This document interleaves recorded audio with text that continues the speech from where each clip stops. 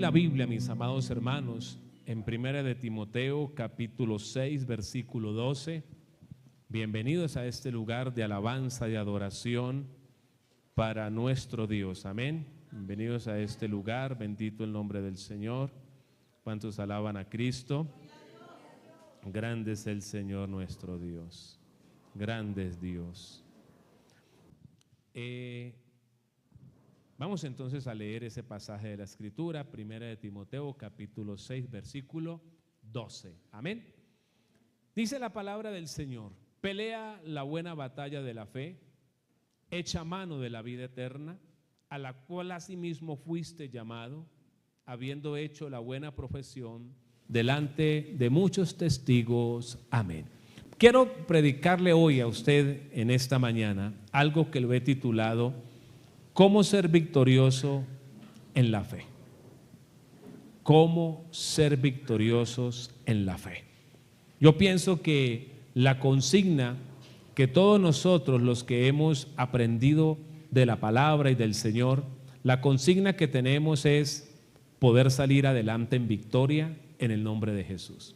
Ahora, bueno, muchas personas han batallado, han tenido dificultades, pero en el corazón siempre está la inquietud, no de ser derrotados, sino de vencer, de tener victoria.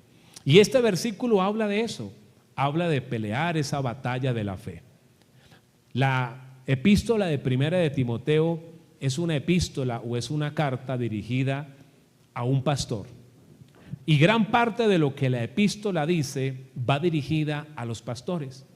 Pero hay una parte, lo que es el capítulo 6 del versículo 3 al 19, es una parte que no solamente va dirigida a un pastor, sino que también va dirigida a los hermanos, a la cristiandad entera. Y hoy vamos a tomar esos versos que nos hablan a los cristianos, no solamente de los tiempos de Timoteo, sino de todos los tiempos, y vamos a ver, porque en ese pasaje, en esos versículos, la Biblia nos da la forma para nosotros salir victoriosos en la fe. Amén. Entonces, vamos a hacer algo en esta mañana. Vamos a trabajar dos partes. Primero, hablemos de esto de la pelea, la buena batalla de la fe, que es con lo que inicia el versículo. Pero por otro lado, veamos cómo se batalla por la fe. ¿Listos? Entonces, atentos e iniciamos. Dice el versículo: pelea la buena batalla de la fe. Pero antes de entrar a hablar de la pelea, vale la pena y es válido preguntar: ¿cuál es la fe por la cual se debe batallar? ¿Cuál es esa fe por la que uno como cristiano evangélico debe batallar? ¿Cuál es esa fe? Porque hay gente que tiene fe en distintas cosas. Hay muchos tipos de fe, aunque no parezca. Las personas por lo regular dicen: lo que vale es la fe. Resulta que no. La Biblia es clara en decir cuál es la fe que vale, cuál es la fe que verdaderamente cuenta.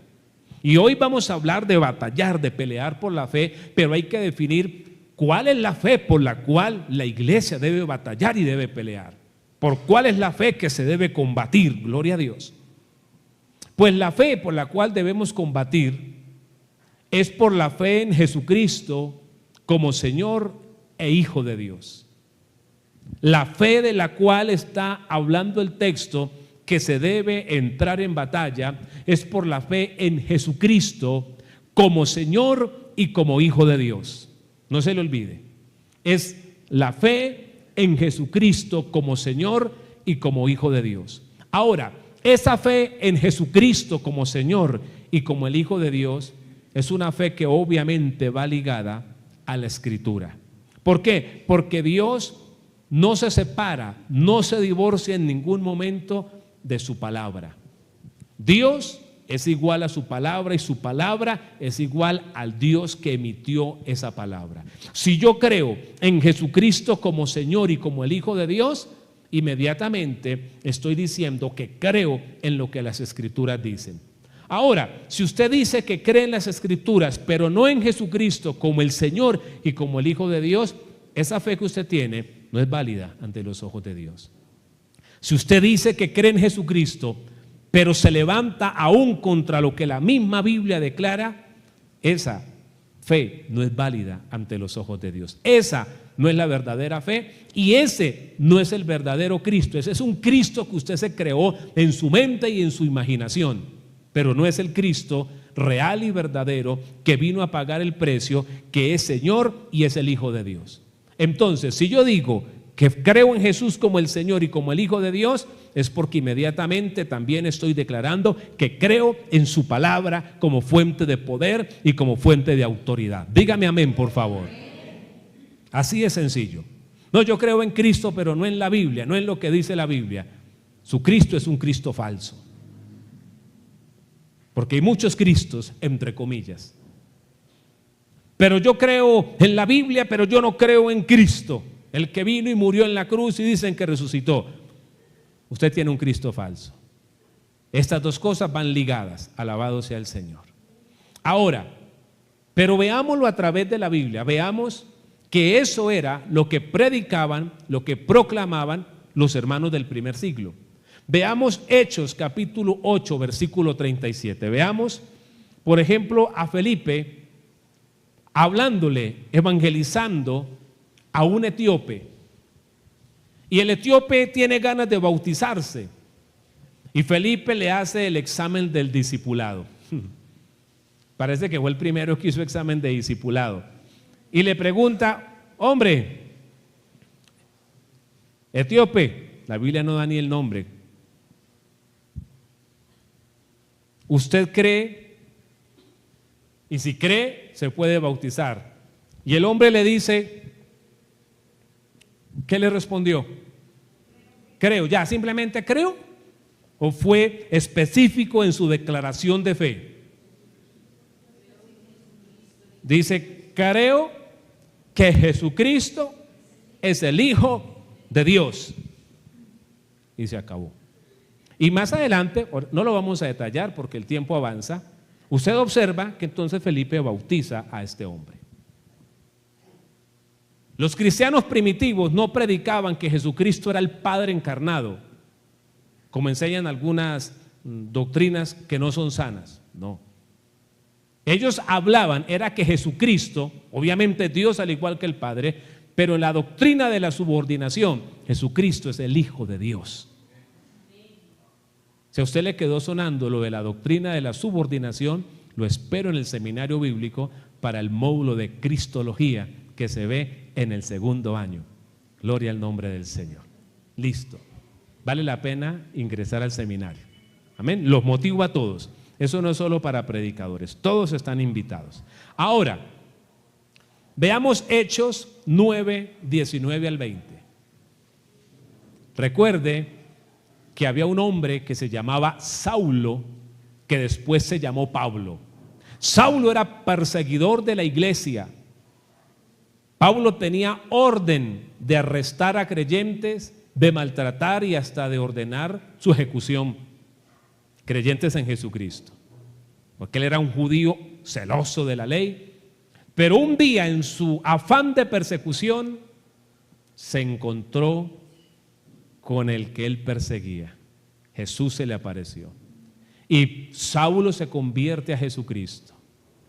Y inmediatamente el hombre entra en ayuno 3 días y 3 noches. Terminado el ayuno, ya lo habían bautizado y todo. Eso fue, el hombre fue a lo que fue. Y dice el verso 19, y habiendo tomado alimento, había ayunado 3 días y 3 noches. Los que no lo han hecho, recuerden que es bueno hacerlo. Amén. Recobró fuerzas y estuvo Saulo por algunos días con los discípulos en Damasco. ¿Y qué se quedó haciendo Pablo en Damasco? Veamos el 20. Yéndose a las sinagogas. Las sinagogas eran los lugares de reunión que tenían las comunidades judías en diferentes ciudades donde ellos estaban.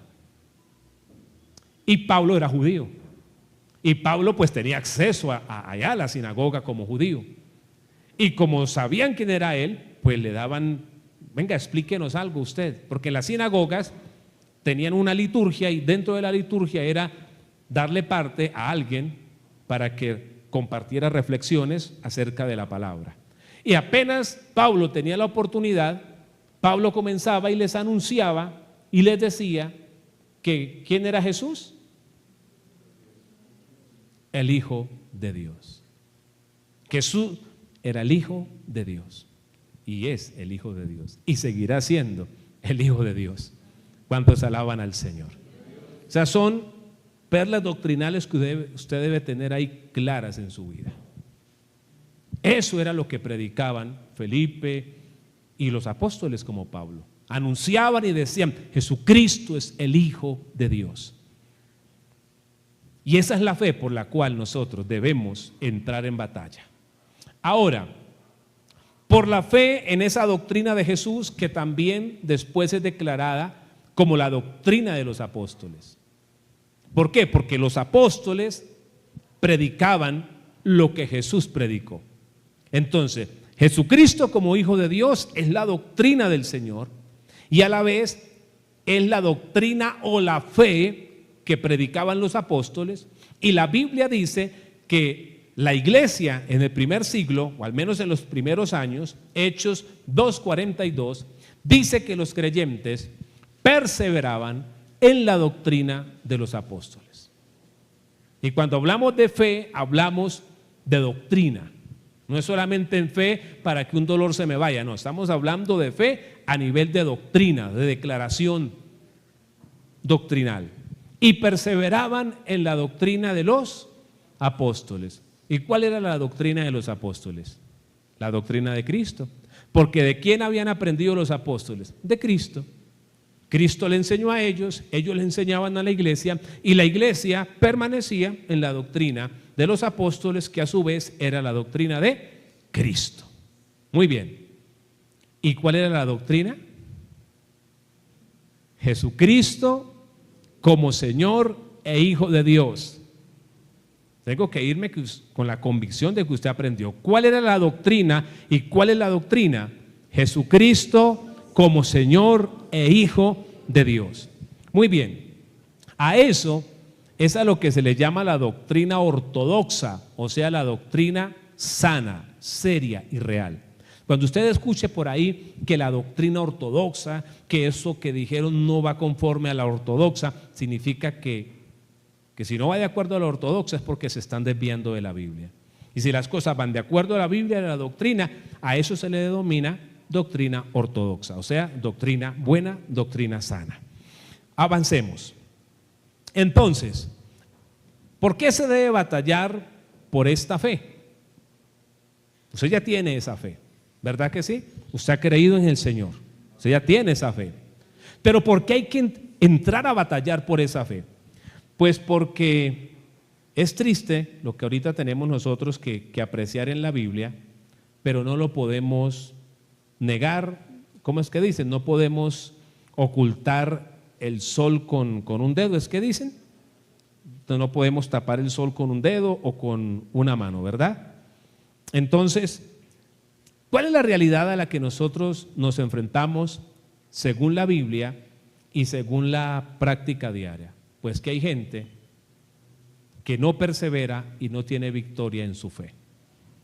Veamos lo que dice la Biblia en 2 de Pedro, capítulo 2, versículo 20. A ver, ubique ahí en su Biblia, y los que no van a ver aquí en la pantalla, 2 de Pedro 2:20. Lo bueno de la Biblia ahí es que usted puede subrayar, puede hacer una anotación. Bueno, al menos yo así hago en mis Biblias.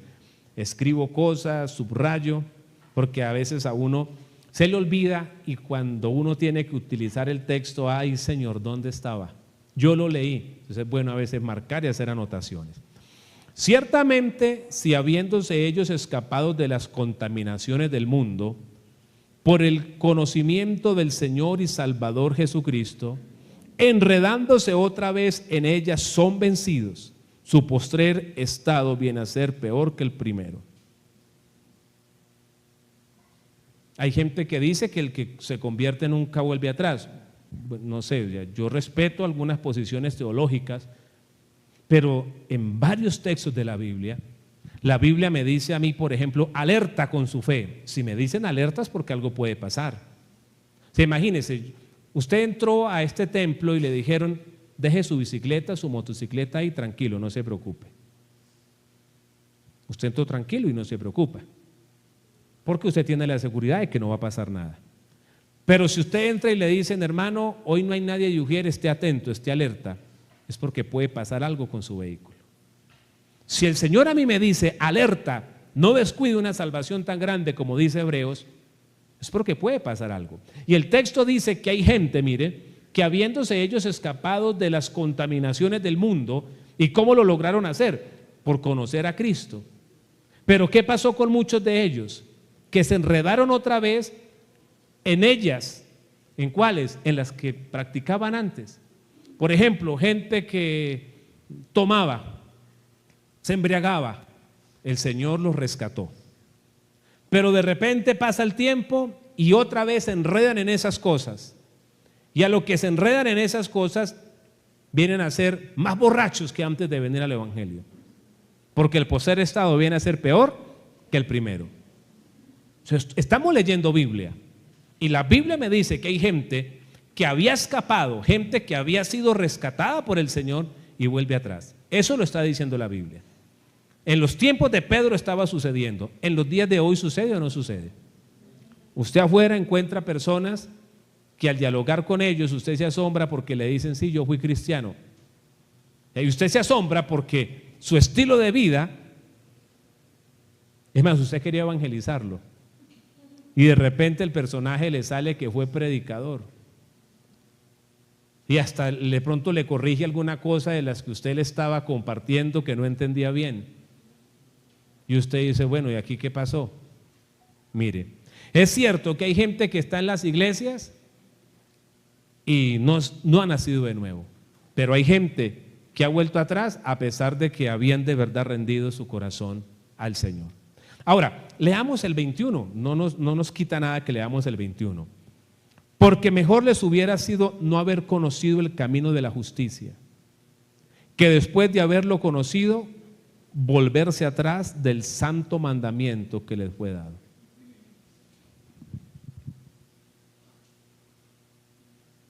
Delicado. Esos son los versículos que uno como predicador no quisiera ni leer muchas veces. Pero hay que hacerlo. Hay que entrar en batalla, ¿por qué? Porque según dice la Biblia, hay gente que resulta nuevamente atrás, enredados otra vez en sus pecados antiguos. Bendito el Señor. Entonces, si seguimos ese hilo conductor, significa que la verdadera fe tiene enemigos. Y esos enemigos quieren ver al creyente afuera.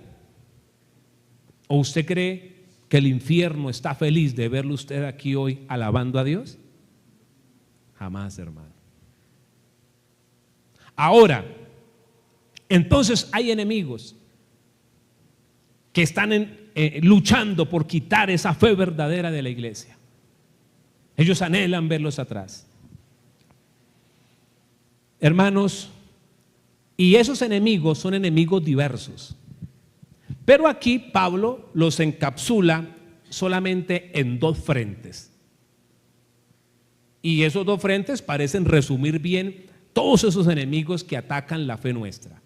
Y ojo con lo que le voy a decir. Si la Biblia dice que hay que pelear, si la Biblia dice que esos enemigos atacan y por ende es que la Biblia dice que hay que pelear, esto indica que en algún momento o usted ya peleó con ellos o va a tener que pelear con ellos. Pero hoy el Señor le está dando las herramientas para que descubra el enemigo y en el próximo punto para que sepa cómo vencerlo. Porque de nada me sirve a veces descubrir el enemigo si no aprendo cómo vencer. Hay gente que habla tanto del enemigo, pero no de cómo vencer al enemigo. Y el mensaje de Dios es descubrir al enemigo, pero también darnos las herramientas para vencer. Veamos cuáles son esos dos frentes que Pablo le resume a Timoteo. El primer frente tiene que ver con la inconformidad frente a las palabras de Cristo. O sea, el primer bloque de enemigos es la inconformidad frente a las palabras de Cristo.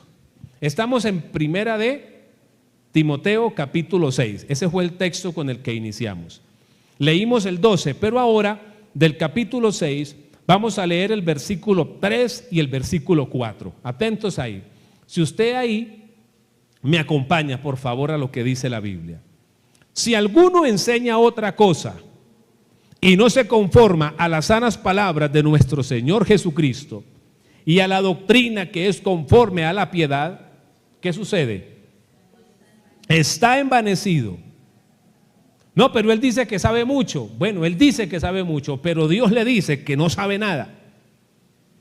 Y delira, como locancio más bien,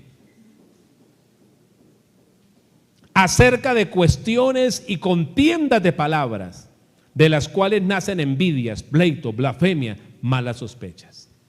El primer frente que identifica a Pablo y le enseña a Timoteo y a todos los creyentes es el frente que tiene que ver con el no conformarnos a las palabras del Señor Jesucristo. ¿Y eso qué significa? Eso significa falsas enseñanzas, falsas predicaciones, falsos evangelios. Usted como cristiano no le puede prestar oído a las enseñanzas que no son sanas. ¿Por qué? Porque el enemigo utiliza eso para desviar a la iglesia de la verdadera fe. Y muchos vuelven atrás por ponerse a escuchar a ese tipo de hombres o de mujeres. Porque cuando a usted le socavan el temor a Dios, la reverencia a Dios, la santidad frente a Dios, a usted lo ponen a cargar la Biblia, pero a hacer cualquier locura. Y lograron el objetivo. Usted recuerda que Pablo dice también por allá en Corintios: pero temo que la serpiente, con esa astucia que engañó a Eva, también los engañe a ustedes y de alguna manera sean extraviados de la sincera fidelidad a Cristo. Entonces, al enemigo no le afecta tanto que usted cargue Biblia e incluso que usted asista a culto. Al enemigo lo que le afecta es cuando usted se vuelve radical en su fe. Ahí sí hay problema. Porque una persona puede cargar Biblia, puede ir a culto, puede cantar, pero puede vivir mal ante Dios. Y una de las formas como la gente puede vivir mal ante Dios es porque presta su oído para enseñanzas que no sirven. Y esas enseñanzas, vuelvo y le reitero, van socavando el temor y el respeto al Señor. Y todo comienza a valer en la vida del cristiano. Entonces, empezamos a escuchar cosas que para usted hace unos años atrás sería una locura escuchar eso o pensar que eso sucediera. Ahora, antes de seguir aplicando, veamos segunda de Timoteo 4:3, que habla de lo mismo. Pablo le dice a Timoteo: pero van a venir tiempos cuando no sufrirán la sana doctrina. ¿Qué significa esto? Que no aguantarán, que no resistirán la sana doctrina. O sea, no les gustará escuchar la sana doctrina. ¿Por qué no gusta escuchar la sana doctrina? Porque la sana doctrina revuelca la conciencia y revuelca el corazón de la gente. Ese es el problema. Entonces la gente no quiere oír. Entonces, si la gente no quiere oír la sana doctrina, pero la gente sin embargo quiere oír algo por ahí de Dios, entonces el diablo le dice: le tengo lo que le hacía falta. Facilito. Se levantarán maestros, escuche la expresión, maestros. Maestros. Gente con una capacidad para exponer impresionante. Gente con una capacidad de manejo de auditorio mejor que un predicador sano. Maestros conforme a sus propias concupiscencias. ¿Sabe qué es la concupiscencia? Es pecado, pero sobre todo es el pecado que uno practicó antes de convertirse. ¿Cuántos fumaban acá, por ejemplo? No le dé pena, ya lo que pasó, pasó, listo. Esa es una concupiscencia porque fue un pecado que practicó antes. En mi caso, para mí eso no es una concupiscencia porque antes de venir a Cristo yo nunca fumé. Pero el que fumó, esa es una concupiscencia. Entonces la Biblia dice que estos falsos maestros se amontonarán. O sea que no va a ser por ahí uno solo. Eso van a ser hartos. ¿Y cómo es que dice el cuento ese? Que Dios los hace y el diablo los junta. ¿Cómo es? Bueno, entonces esos maestros entre ellos mismos se buscan y hacen redes y hacen alianzas. Y el uno va para allá y el otro viene para acá y así se la pasan. Entonces este torcido le profetiza al otro torcido y el otro le devuelve la profecía y ahí van como para animarse ni como para motivar a la gente. Ay, sí, hermano, yo he visto eso. Ah, bueno, listo. La Biblia lo dijo hace años.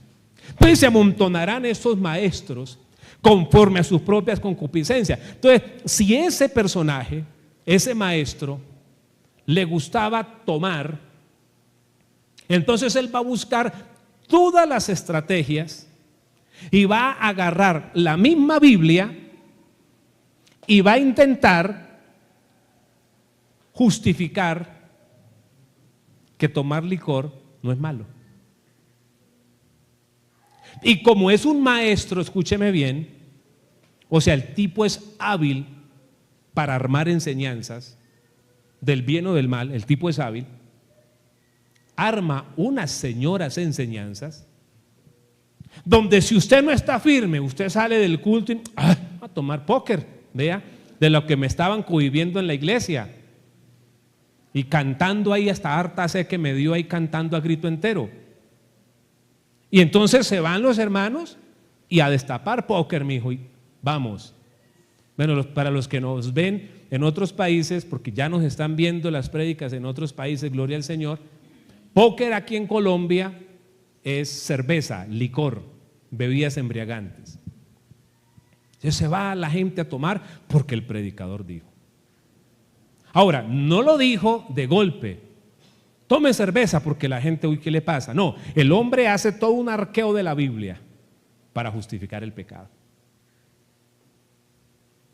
Y luego se paran a decir, como dijo uno, que él se tomaba sus cervezas en un restaurante y que él lo decía para que nadie lo señalara. Entonces la gente dice, si ese predicador famoso que sale por televisión y que la gente lo sigue tanto y que a los jóvenes les fascina tanto, dice que él se empaca sus 2, sus 3 cervecitas en un almuerzo, en un restaurante, pues el miembro de la iglesia no se toma 3 ni 2 sino 5 y 6. Y de ahí para adelante, imagínense lo que puede pasar. Pero todo arranca ¿dónde? Porque la gente no se conforma a las sanas palabras del Señor Jesucristo.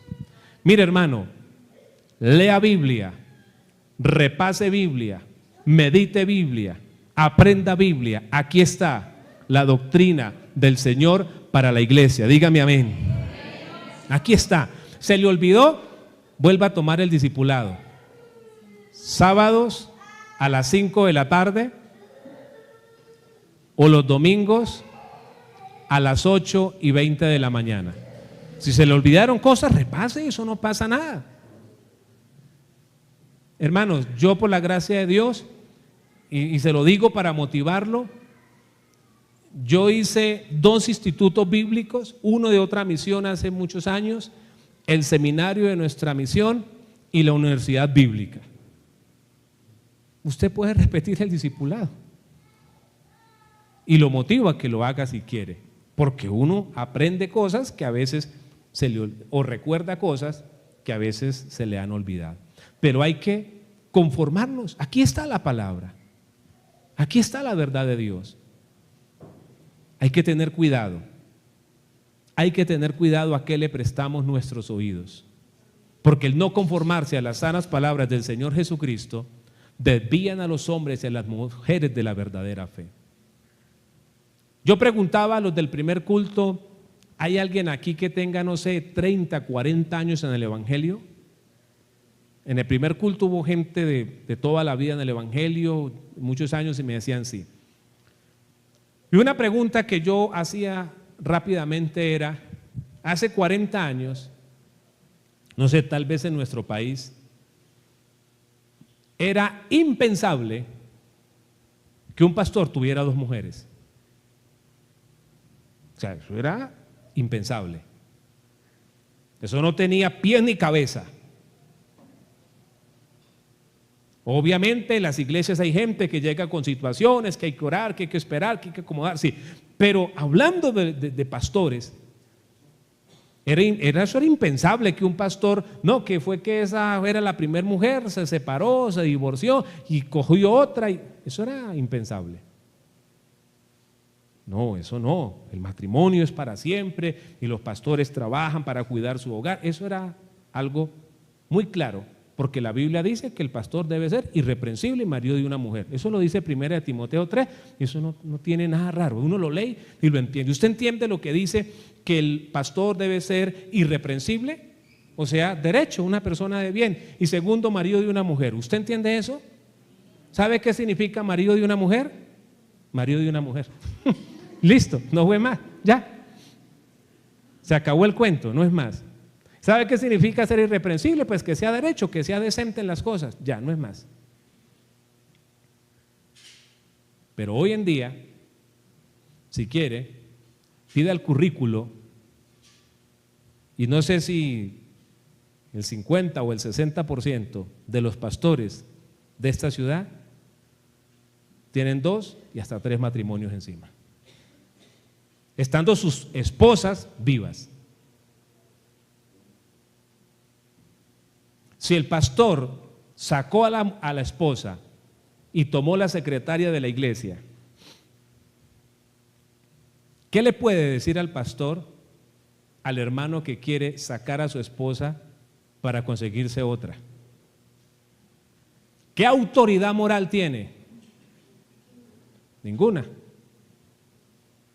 Usted se imaginará entonces cómo se mueve todo eso.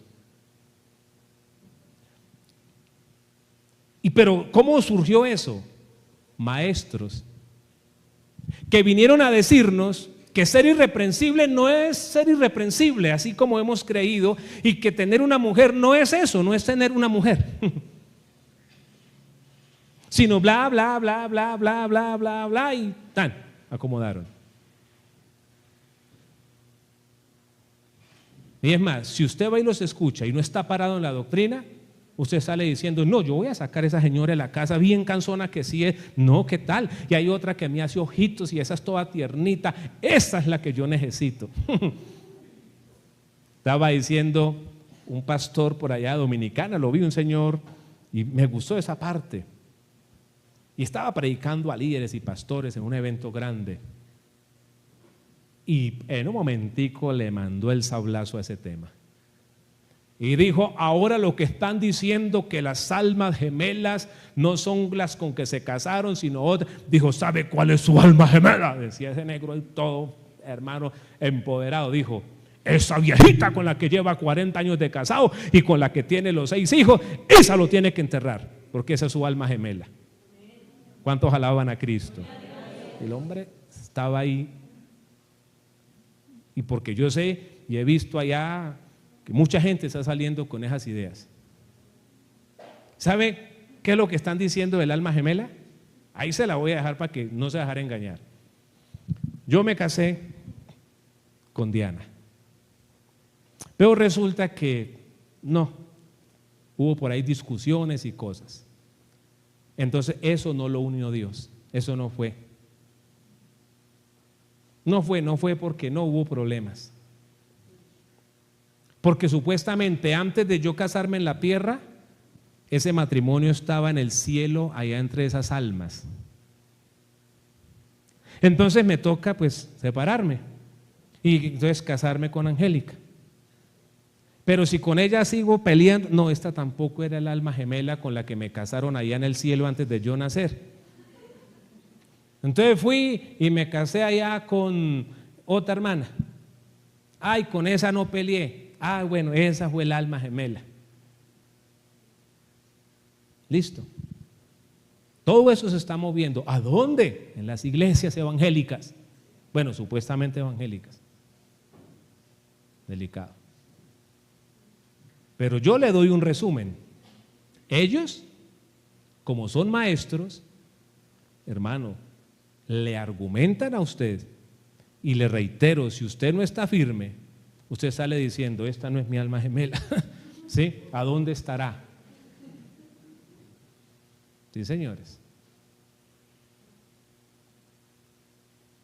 Y eso es apenas como el inicio de muchas cosas más que hoy estamos viendo. ¿Y todo por qué? Porque aparecen maestros. No se lo olvide, se lo estoy predicando hoy. ¿Aparecen qué? Maestros. Maestros.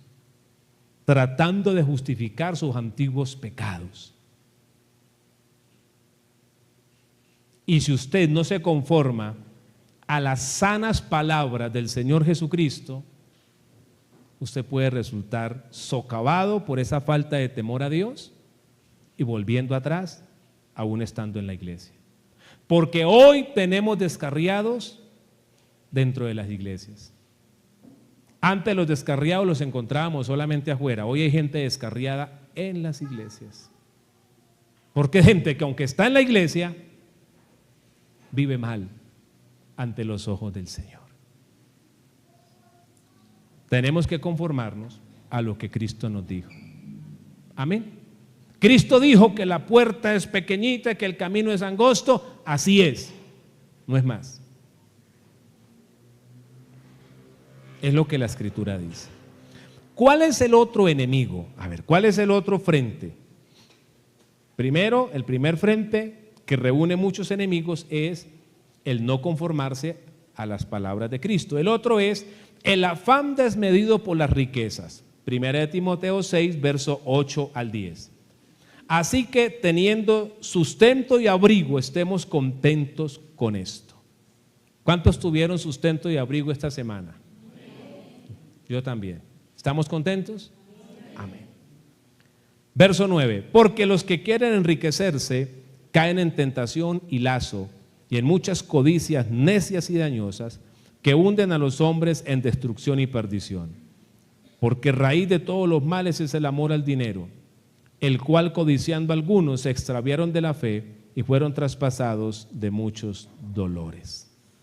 El otro bloque de enemigos, Pablo se lo resume a Timoteo en el afán desmedido por las riquezas. Note la expresión, afán desmedido, porque tenemos que movernos por la provisión, pero aquí hablamos del afán desmedido por las riquezas.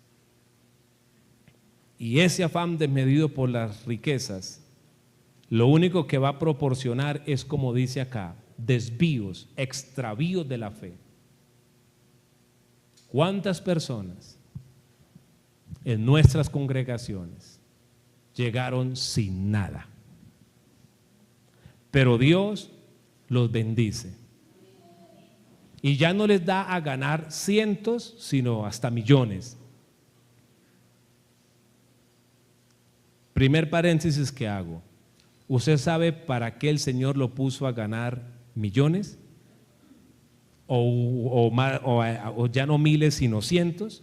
Primero, para que eso sea un testimonio de lo que Dios puede hacer con la gente. Amén, testimonio.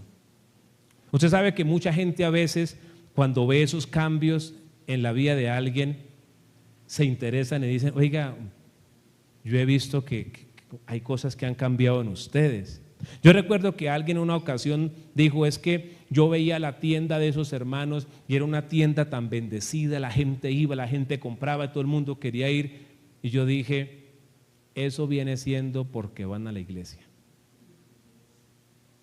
Y dijo, yo también voy a ir. O sea, inicialmente esas personas no entendían bien que era venir a Cristo, pero Dios usa esas cosas para despertar inquietud en el corazón de la gente a través del testimonio. Ahora, pero también Dios lo usa y Dios lo hace para que usted honre la obra de Dios a través de diezmos, de ofrendas. Para eso también lo hace Dios, para que honre la obra, para que la obra del Señor se sostenga y se extienda. Pero ¿qué pasa muchas veces cuando la gente recibe de Dios? Resultan apartándose. Y ni testimonio, ni disfrutan, y mucho menos honran a Dios. Así de sencillo.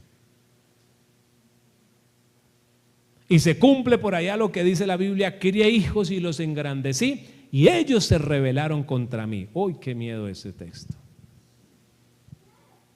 ¿Y cómo, hermano? Sí. ¿Usted sabe que es más difícil manejar provisión que escasez? Porque cuando hay escasez, uno se bota de rodillas a pedirle a Dios. Cuando hay escasez, ¿qué plan hacemos por la tarde, los martes y los jueves? Ninguno, a culto. Cuando hay escasez, ¿qué hacemos un miércoles? Vamos a bajarle a los celulares, gracias. ¿Qué hago un miércoles? ¿Qué hago un sábado? Meterme a ayunar porque no hay qué más hacer para que Dios me abra puertas. Entonces, el momento difícil me mantiene ahí postrado. El problema más grande es cuando viene la bendición, cuando viene la provisión. Entonces, mucha gente, a pesar de que Dios le da, ya no alaba a Dios por eso, sino que quiere más y quiere más y quiere más. Y no está mal que usted quiera más, pero ¿a razón de qué usted quiere más dinero? ¿A razón de abandonar las cosas de Dios? ¿A razón de ni volver a un culto? ¿A razón hasta dejar de servir al Señor? No, mi hermano, así no funciona. Ese afán desmedido por las riquezas es lo que ha hecho que mucha gente se extravíe de la fe. En esta iglesia nada más. Mucha gente, después de que recibió economía de parte del Señor, se han ido. Y hoy están apartados. Ahora, ellos siempre dicen que están bien. Pero ¿quién es el que está bien y no se congrega? Ayúdenme a predicar esta mañana.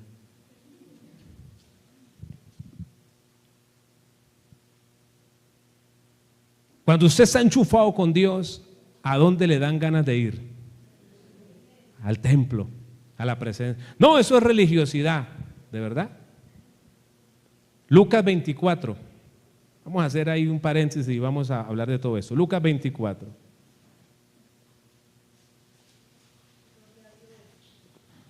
Versos 50 al 53, mire. Y los sacó fuera hasta Betania, y alzando sus manos los bendijo. ¿Quién? Jesús a los discípulos. Y aconteció que bendiciéndolos se separó de ellos y fue llevado arriba al cielo. Ese fue el día de la ascensión. O sea, cuando Jesús muere, resucita y ya ahora Jesús va al cielo nuevamente.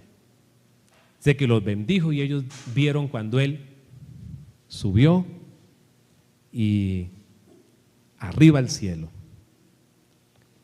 Qué escena, ¿verdad? No habían celulares en ese tiempo para haber tomado la foto, pero eso quedó en la retina y en el corazón de los discípulos. Una experiencia inolvidable, ver a Jesús resucitado, pero ahora verlo ascender. Ahora, y no solamente verlo ascender, sino que previo les extendió las manos y los bendijo. ¿Cómo estaban ellos? 52. Ellos, después de haberle adorado, ahí en ese momento, en ese lugar, adoraron. ¿Qué hicieron en ese lugar? Adoraron. Yo no sé, pero cuando yo veo o siento la gloria de Dios, adoro. Si están cantando algo y yo no me lo sé, digo gloria a Dios, gloria a Dios. Gracias, Señor. ¿Y qué pasó? Volvieron a Jerusalén llenos de tristeza, de gozo. aunque tenían a los judíos respirándoles en la nuca por causa de su fe. Pero como que se les olvidó la persecución y llegaron con gran gozo. Y debido al gozo ni a la iglesia volvieron. Verso 53. Y estaban siempre en el templo, alabando y bendiciendo a Dios. Hermano, vea, tóqueme, que yo como que nomás de que me toque, vea. Pero ni a culto viene. Deje de meter cuentos. No meta cuentos. Cuando me invitan a predicar, le aprendí por ahí un resabio a otro predicador. Entonces me dicen, pastor, ¿usted come pescado? ¿Usted come queso? Le dije, venga, le voy a decir lo que le aprendí de un predicador amigo. Lo único que yo no como es cuento. Echen ese plato lo que sea. Por mí no se preocupe, que si es frito, que si es sudado, que si es con espinas, hágale. Hermano, coma de todo menos cuento. Mire, el que está tocado por Dios quiere venir al templo a alabar a Dios. Porque era que los cristianos primitivos eran judíos y a ellos pues no había templos como iglesias como estas, iban al templo judío y se hacían en una sección, porque ese templo era grandísimo. Ellos se hacían en una sección porque como judíos podían entrar, y en esa sección del templo alababan a Dios. Pero no dice que cada que se caía una casa. Oiga, qué lío, hermano. Hoy en día gente que hasta meses que no se congregan. Yo sé que hay situaciones a veces extremas, sí, amén. Pero hay gente que esas eventualidades las volvió la regla. Hermano, si a usted por A o por B le tocó el domingo, péguese carrera entonces el martes o el jueves. Sea sabio. Y si puede martes, jueves y domingo, hágale. Mire, yo aprendí a ir a culto el martes, el jueves, el sábado, a la vigilia del sábado, al culto el domingo por la mañana, al culto el domingo en la tarde y el domingo después del culto de la mañana a salir a evangelizar.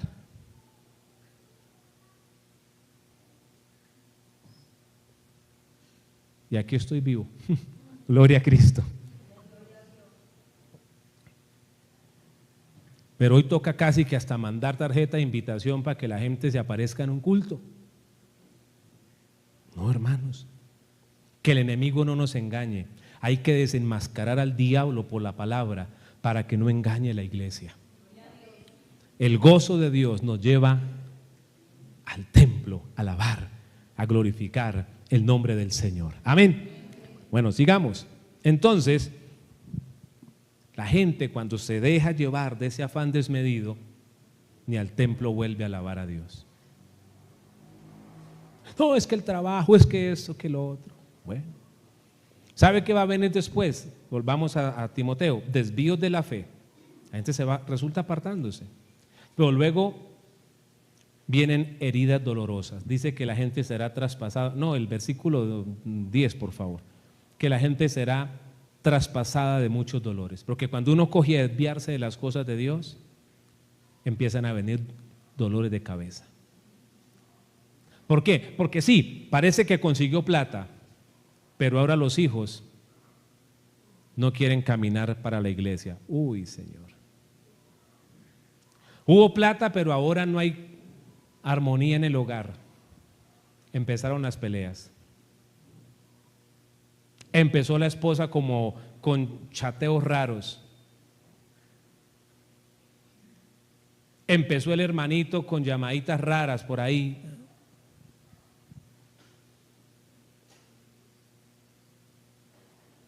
Y empiezan los dolores de cabeza.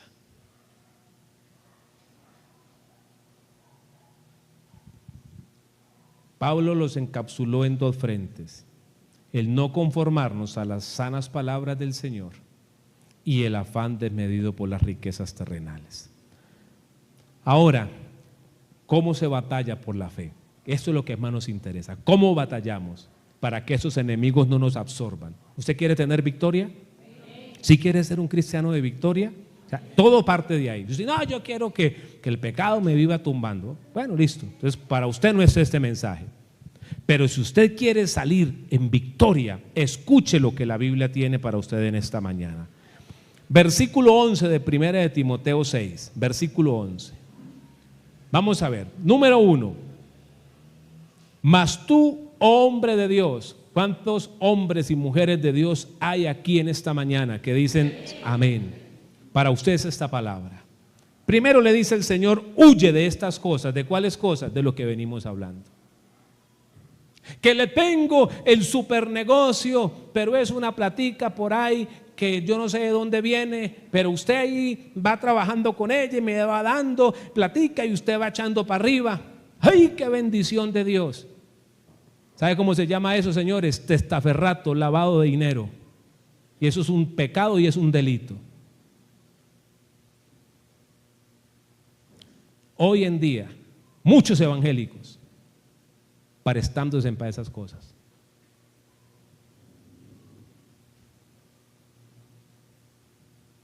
Mi hermano, dicen que los colombianos tenemos malicia indígena. Actívela, papá, o activa el discernimiento.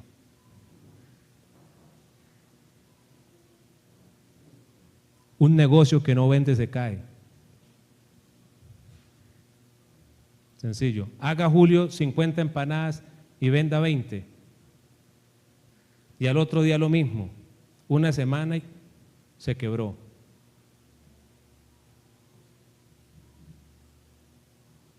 Cristianos metidos en esas cosas.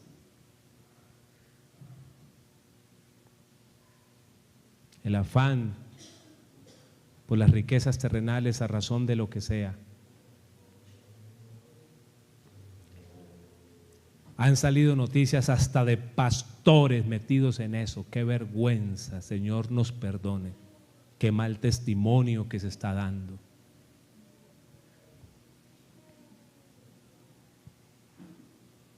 ¿Usted sabe de dónde vienen esos dineros?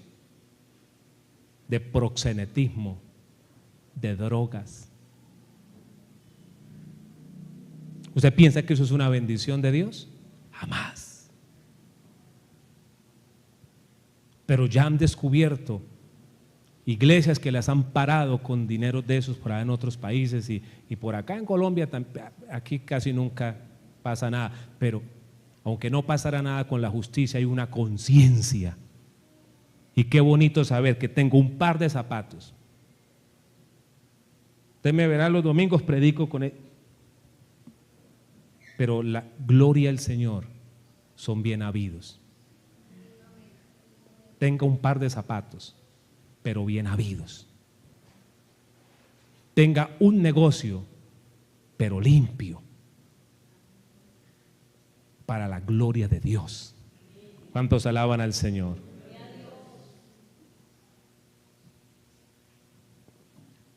Huir de esto, hermanos, huir.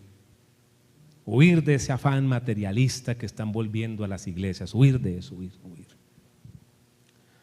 Por allá la Biblia en Proverbios 19:1 dice que es mejor lo poco del pobre, pero que teme a Dios, que nada le sirve al hombre tener mucho y ser fatuo, o sea, falto de entendimiento.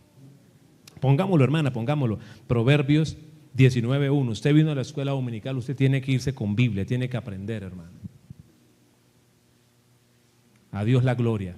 Mejor es el pobre que camina en integridad que el de perversos labios y fatuo, o sea, sin mente, sin temor a Dios. La iglesia tiene que entender que vamos a hacer riquezas, pero sin abandonar el camino de Dios, sin ese afán desmedido que es que, no, señores, todo tiene su tiempo. Lo felicito a usted que vino hoy al culto. ¿Usted pudiera estar trabajando hoy? Sí. Usted pudiera estar trabajando hoy, pero usted dijo, no, Señor, me voy a alabar a Dios, a darle el día al Señor. Bendito nuestro Dios para siempre. Ahora, hay que huir de esas cosas, pero hay que seguir otras. Volvamos a 1 de Timoteo 6:11. Huye de estas cosas, pero por otro lado dice, y sigue la justicia, la piedad, la fe, el amor, la paciencia, la mansedumbre. O sea, sigamos las cosas buenas de Dios. Huyamos de eso.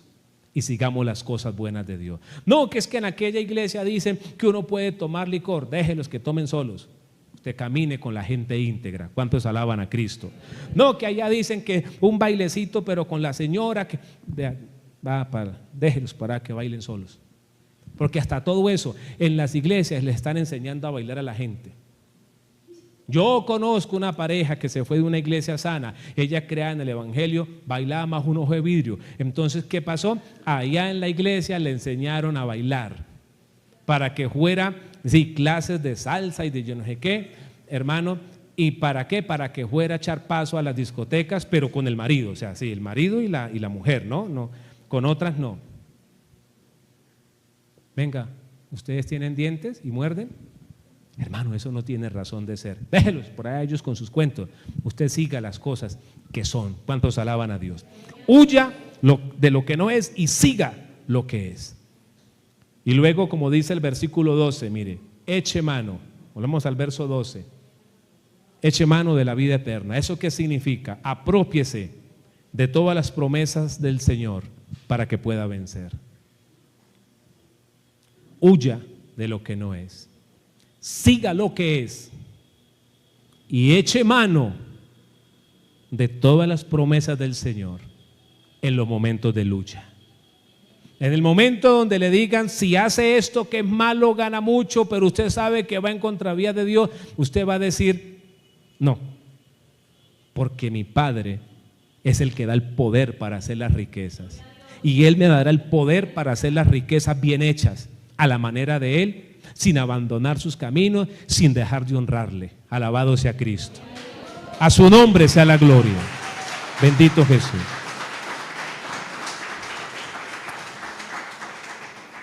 Y cuando usted tenga esa batalla, recuerde, no es lo que usted piense, es lo que Dios ha dicho en su palabra.